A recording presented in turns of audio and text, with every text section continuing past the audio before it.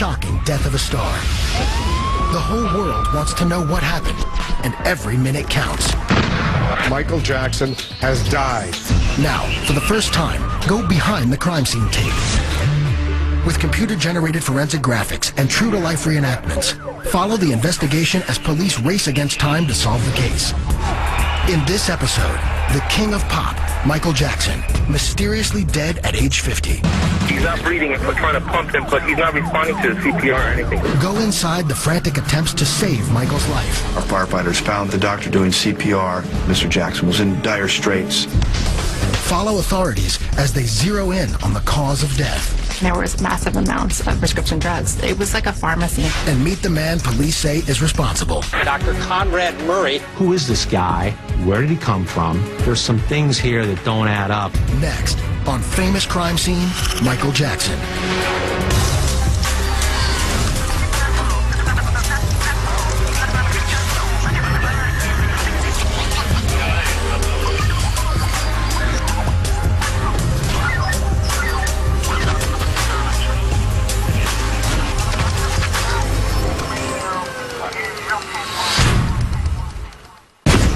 June 25th, 2009, Staples Center, Los Angeles, just after midnight.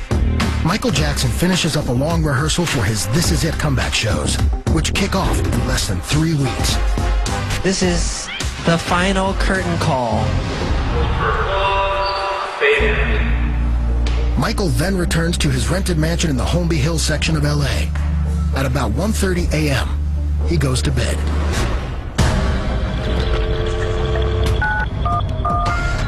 We have a gentleman here that needs help, and he's not breathing. He's not breathing, and we're trying to pump him, but he's not. Okay, how old is he? He's 50 years old, sir. 50. He's unconscious. He's not breathing. We got the call at 12:21. There was no identification by the caller of who he was or who was having the medical issues. But we knew that someone was in dire straits.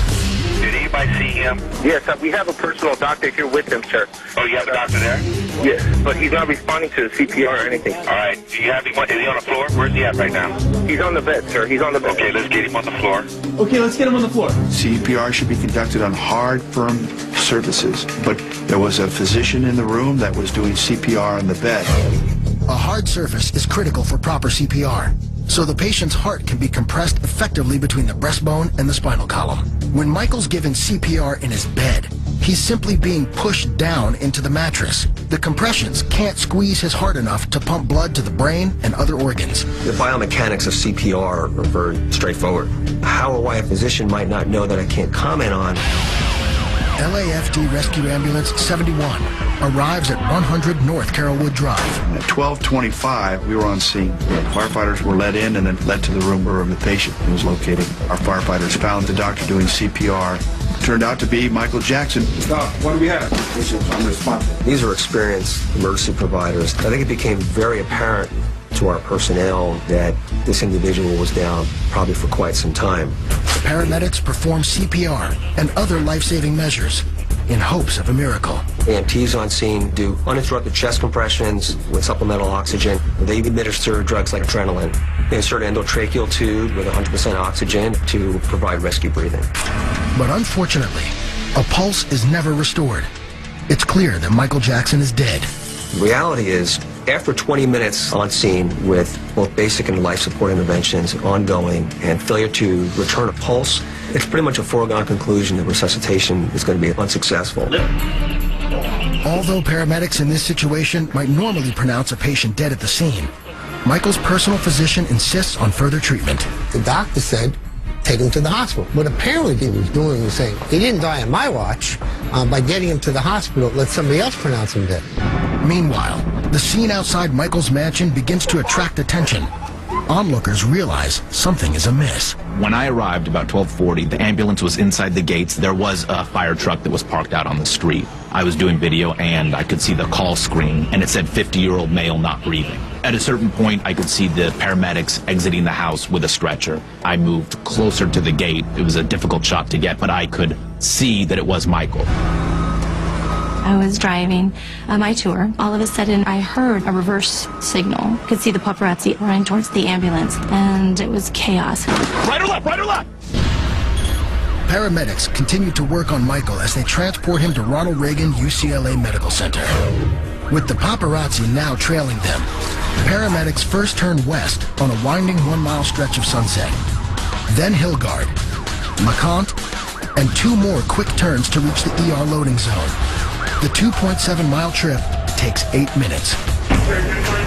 ER doctors work furiously to revive Michael. Though it seems hopeless, they refuse to give up on the megastar. Clear. But nothing works. Simultaneously, at about 1:30 p.m., the world gets word that Michael Jackson has suffered cardiac arrest and is in critical condition. Very few realize he is already gone.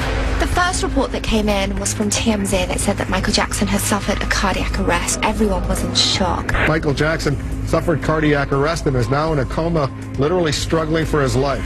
I got a phone call from Randy Jackson telling me that they had taken his brother Michael to the hospital, and he just says, "Brian, it's bad. Meet me there." Family members were arriving, so you had all this grief and anguish unfolding, and within 30 minutes, hundreds of fans started to show up at that hospital. And we were all waiting on word. Both the Los Angeles Times and CBS News are both now reporting that Michael Jackson has died. My brother, the legendary king of pop, Michael Jackson, passed away on Thursday, June 25th, 2009 at 2:26 p.m. It is believed he suffered cardiac arrest in his home. I was wanted to see him in concert. It's not fair that he's... At 10 a.m. on June 26th, the autopsy of Michael Jackson begins. 3 hours later, LA's chief medical examiner issues a statement. There was no indication of foul play. The medical examiner has ordered additional testing.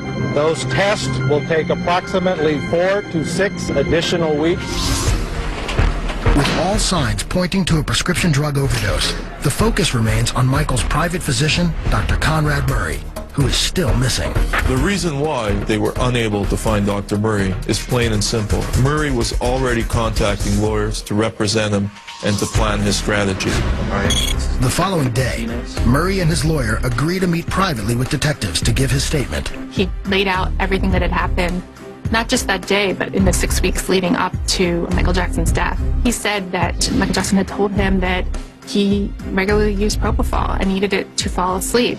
And Dr. Murray had been giving him quantities of it every night for 6 weeks, and then became concerned that he was becoming addicted to it. So that night, he had essentially given him substitute. Though his lawyers will later claim Murray made unspecified mistakes recounting his timeline, this is what he tells police. Starting at 1:30 a.m., he gave Michael a Valium. 30 minutes later, Michael was still awake, so he administered the sedative Ativan via IV. For the rest of the night, Murray alternated between doses of Ativan and another sedative, Versed, every few hours. Still, nothing worked. And then at that point, they had said that Michael Jackson asked for what he called his milk. And at about 10:40 that morning, after much begging and pleading, Dr. Murray had relented and given him a dose of propofol.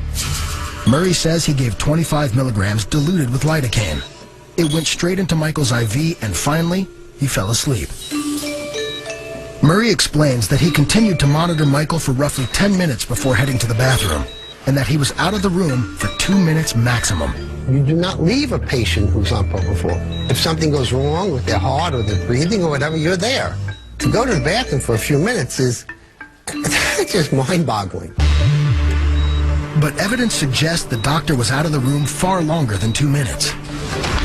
Murray's cell phone log, which detectives later obtain, shows that from 11:18 a.m. to 12:05 p.m., Murray was on the phone with 3 separate callers, totaling 47 minutes. Investigators are wondering, why is he on the phone 3 different times? We believe that he called his office in Houston, he had a girlfriend in Santa Monica, or his office in Las Vegas. Murray says that once he returned to the room, he found Michael not breathing. That exact time is still unknown.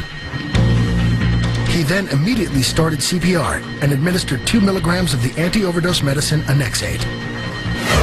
Annexate counteracts specific drugs by blocking the brain receptors they affect, allowing those receptors to return to their usual state, When successful, sedation is reversed and the brain resumes a normal level of activity and consciousness.